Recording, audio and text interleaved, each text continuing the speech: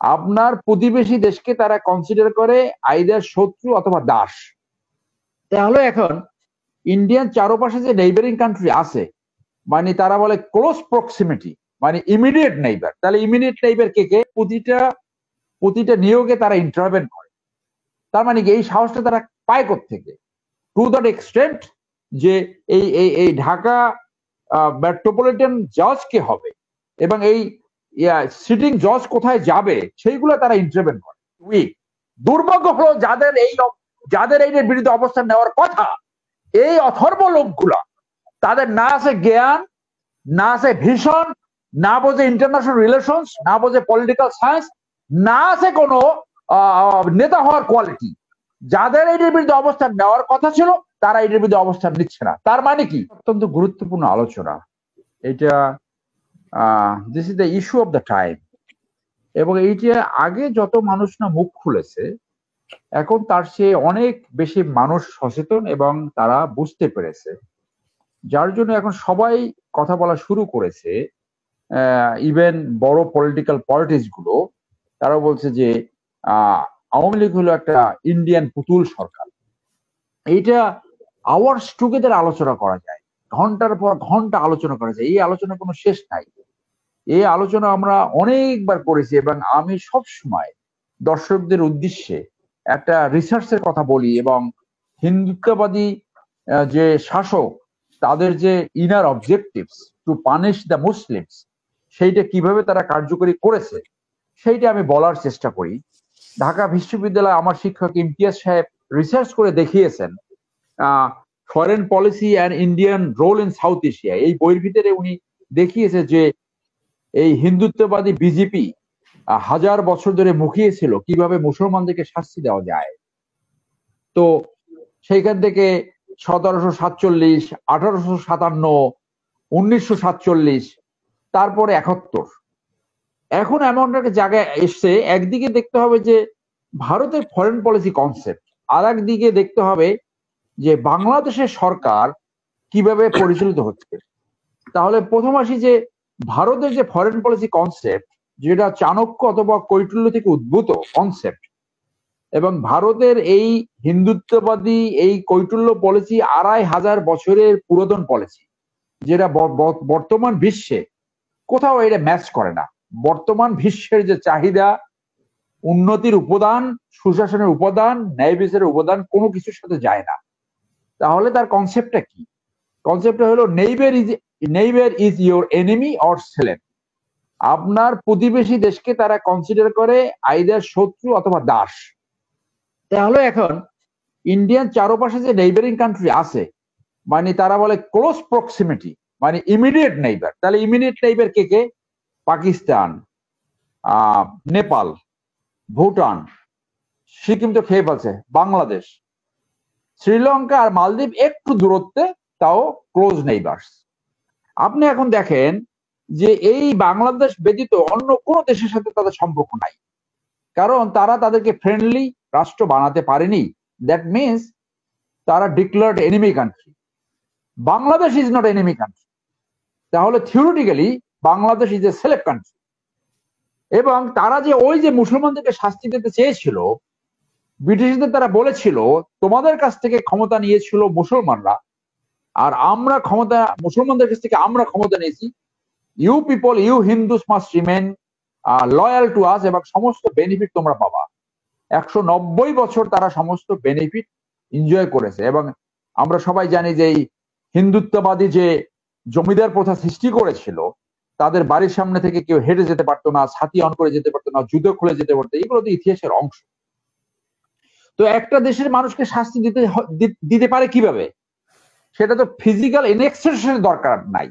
Physical এনেক্সেশন যে বাংলাদেশ দখল করবে কি করবে না সেটা অন্য ইস্যু, সেটা নিয়ে আবার অনেক বিশাল আলোচনা রয়েছে। তো একটা দেশের যদি সিস্টেমটা ভেঙে দেয়, শিক্ষা ব্যবস্থাকে দুর্বল করে ফেললো, বিচার ব্যবস্থা দুর্বল করে ফেললো, আপনার অনৈতিকতা সব জায়গায় ঢুকাইয়ে দিল, এবং প্রত্যেকটা ক্ষেত্রে তারা প্রভাব করতে পারে, প্রভাব বিস্তার করতে পারে।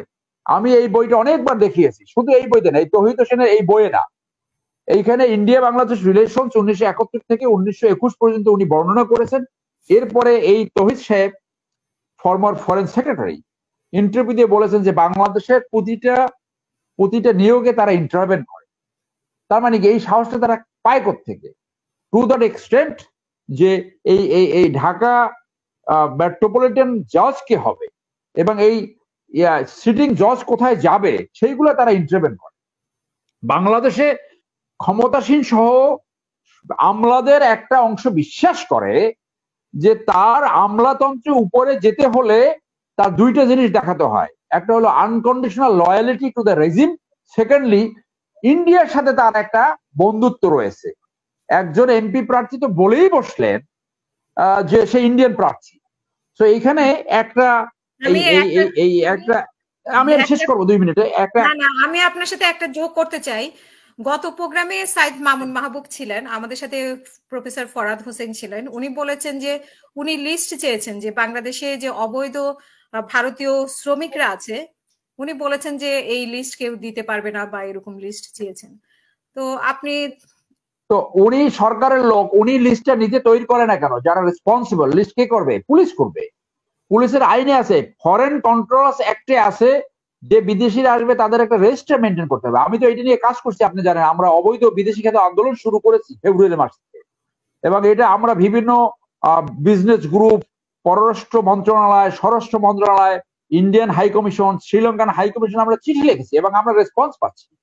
তো সেইখানে আমরা রিসার্চ করে দেখিয়েছি বাংলাদেশে 10 থেকে 15 লক্ষ লোক মতান্তরে বিনে ওয়ার্ক পারমিটে কাজ করে 169টা দেশের লোক এখানে বাংলাদেশে ইলিগালি কাজ করে। তার ভিতরে সিংহভাগ হয়েছে ইন্ডিয়ান আছে, শ্রীলঙ্কান আছে, পাকিস্তান আছে, চাইনিজ আছে।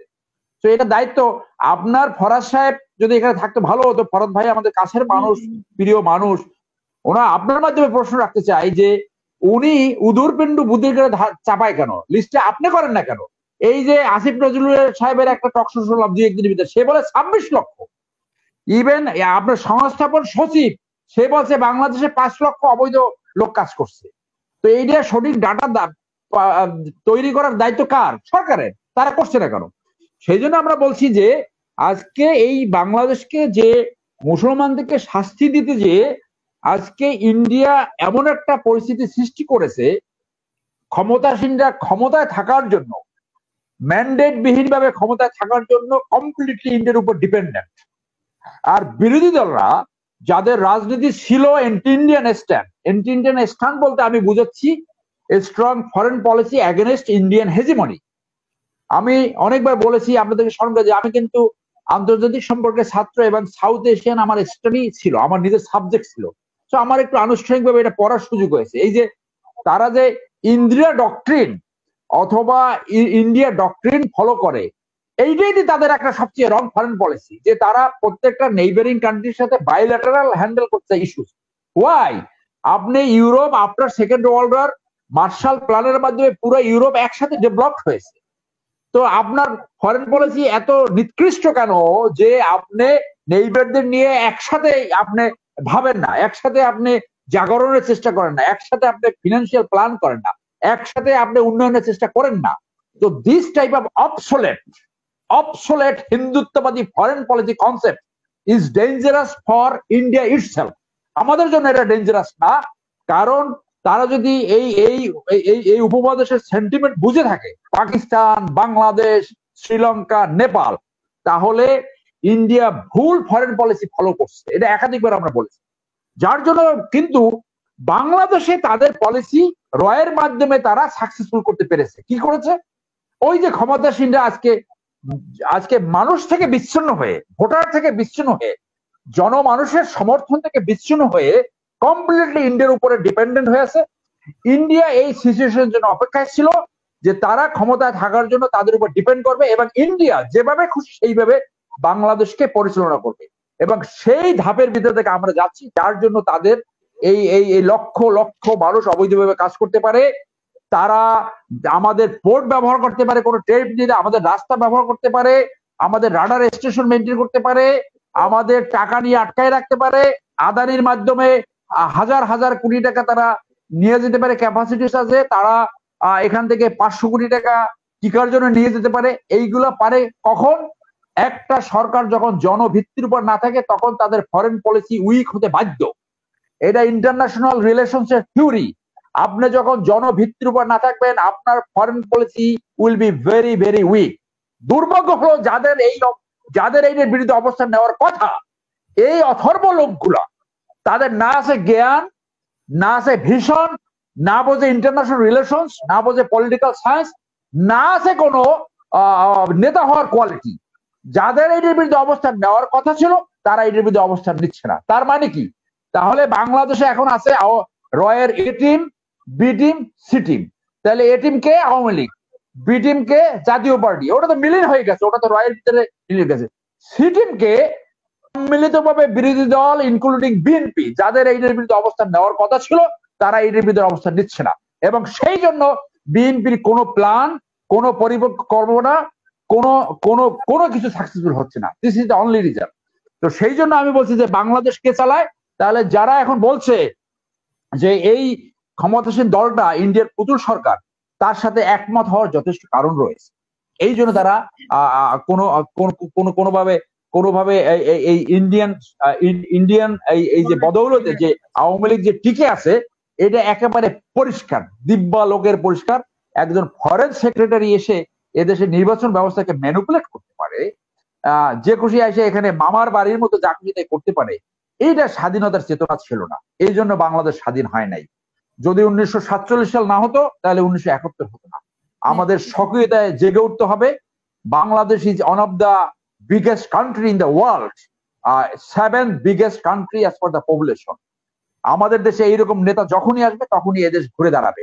সিঙ্গাপুর একটা ছোট রাষ্ট্র হয়ে, সুইজারল্যান্ড একটা ছোট রাষ্ট্র হয়ে যদি তারা সক্রিয়তায় টিকে থাকতে পারে, তাহলে বাংলাদেশে যখন এই অথর্ব নেতা চলে যাবে, এই পরিবারতন্ত্রের লুটেরাতন্ত্র চলে যাবে, এই পরিবারতন্ত্রের দুর্বৃত্তায়িত রাজনীতি যখনই মানুষ রিমুভ করতে পারবে, তখনই বাংলাদেশ আসলে সক্রিয়তা দাঁড়াবে। এবং এই দেশের মানুষ, আমরা সহ, আমরা সেই দিনের অপেক্ষায় থাকি। ধন্যবাদ।